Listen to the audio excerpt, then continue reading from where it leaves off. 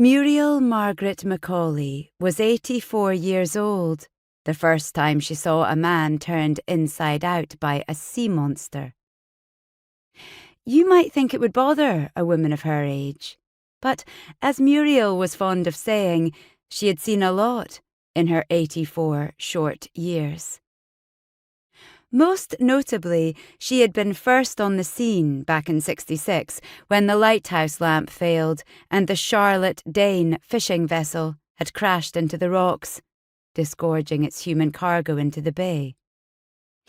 Muriel had witnessed it from her rain-streaked kitchen window as she scrubbed the dishes. She ran from the small cottage she shared with her husband Billy and waded into the sea, rolling up her pinafore and dragging mangled bodies from the pounding water.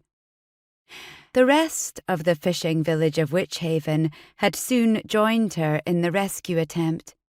Some of the men they pulled from the icy sea were still alive. Some were dead, and others were in pieces.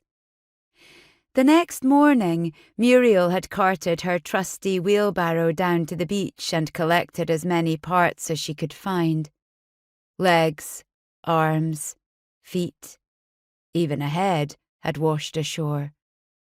She left the wheelbarrow in the garden while she phoned the authorities, then made soup for lunch while waiting for the limbs to be taken away for identification. So it's fair to say it took more than a little blood to turn Muriel McAuley's cast-iron stomach. In fact, the only thing Muriel couldn't abide, that really, truly nauseated her, were stuck-up wee arseholes in suits telling her what to do.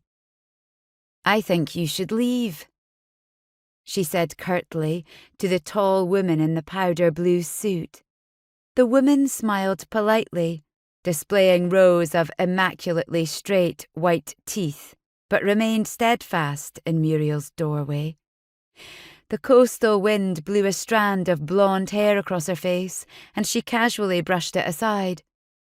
Normally, Muriel would invite a guest into her home, especially on a crisp morning like today, but not this woman.